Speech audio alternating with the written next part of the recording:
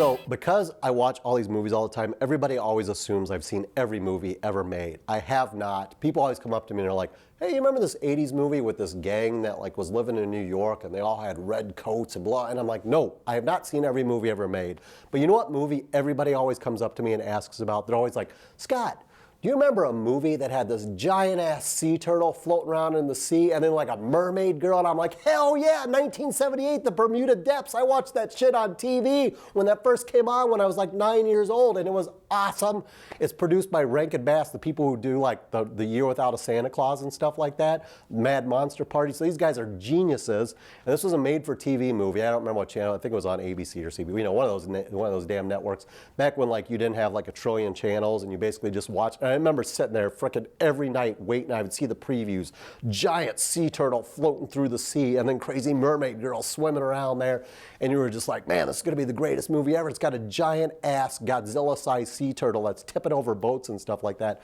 However, when I was a kid, man, totally lived up to the hype. I remember it freaked the crap out of me. Watching it now, maybe not so much, but it's still cool. And you are going to want to watch this because if you're like old like me, you're going to remember this movie or you've read about this movie. It was only on TV, never got a legitimate DVD release, got a VHS release, was released in theaters in Europe. Lucky them. I don't know if I would have paid real money to watch this thing. But here's the deal. You know where you can get it? You can get it from like the Warner's Archive thing. And you know what? I kind of like the idea of the Warner's Archive. It's like a whole bunch of movies that like only, you know, X number of people care about, so that's like very limited, blah, blah, blah. But they're $25. Come on. I want to watch Two for a Guillotine. I want to watch Bermuda Depths. I want to watch The Story of Mankind. I don't want to pay $25 because that's just too much. Though, of course, I paid $25 for my Bermuda Depths. So don't show this to my wife because then she's going to get mad because I went over my movie budget once again. But anyway, basic story. You got this kid, when he's little, he hooks up with this girl named Jenny, and they find a sea turtle, and they carve their initials in the turtle's back. I don't know if that's a good idea. I'm thinking that might have hurt the goddamn turtle, and if Pete had been around back in these days, we probably would have had protests on this TV movie. It never would have gotten shown. But they carved their initials. Does that hurt a turtle? Somebody, when you see this, somebody write me a comment and let me know if it hurts a turtle if you like carve your initials into its shell.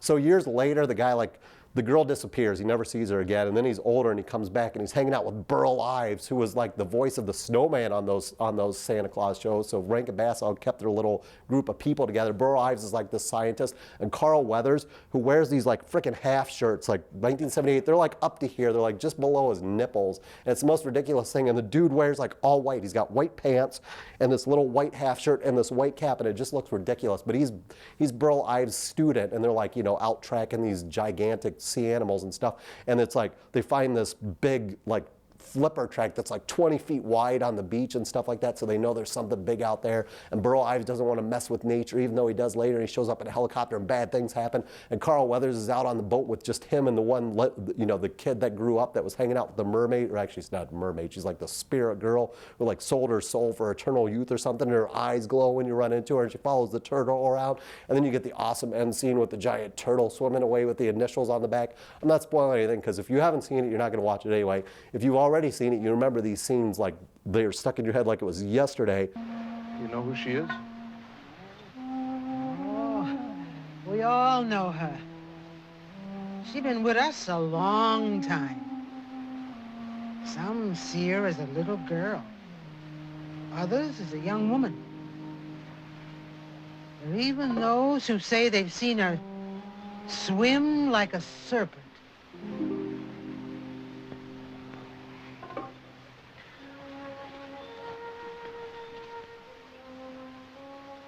What are you talking about? The girl I met lives on the island. She lives out there.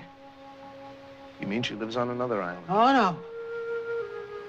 Out where he lives. He? The place you people call the Triangle. That is where he lives. The other, the devil. Oh, come on, not that. You want to know about Jenny Hanover? Then listen here.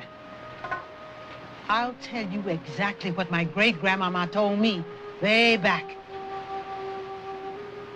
No one had ever seen the like of her. But her parents, rich ship owners, despaired of her ever marrying. She ignored all the island men, was proud and with great vanity.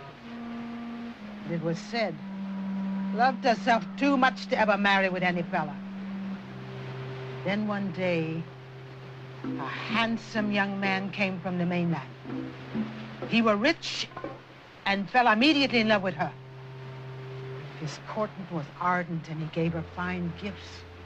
But before the wedding, they were to return to the mainland to meet his parents. Janie's father had built a new sailing ship and named it after her.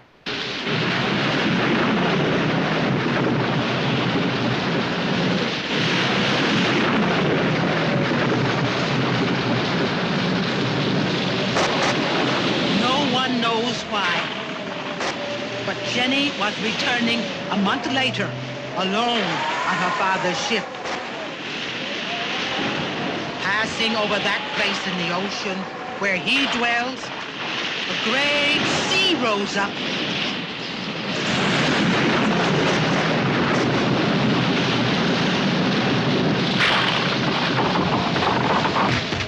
As the others prayed, the storm only grew worse. It was certain all would drown. Only then did she drop to her knees and pray.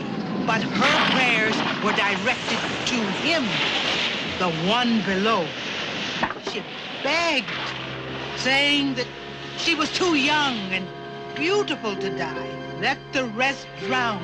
But if he would save her, she would do anything, anything. Now she heard a voice in her head. Come to me, it said. Come to the depths, and you will be preserved. You will stay beautiful forever.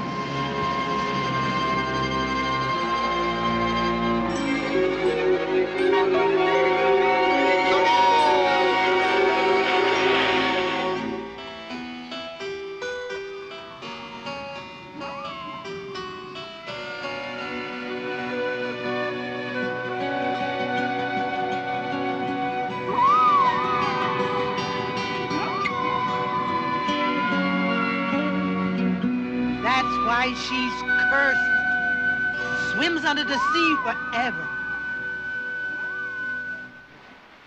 That's crazy. You're telling me a ghost story. A stupid kid's ghost story. Now, the girl I met is real.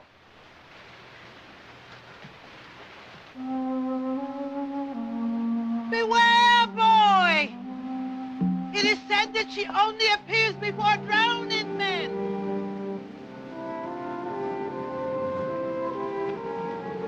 Hey, Magnus. Hey, Magnus! Come on, we're waiting for you.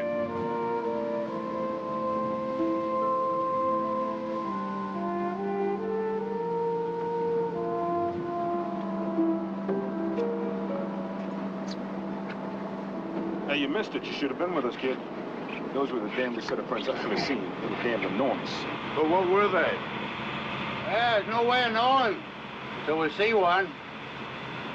The prints had some of the characteristics of a cryptodira. A what? Turtle.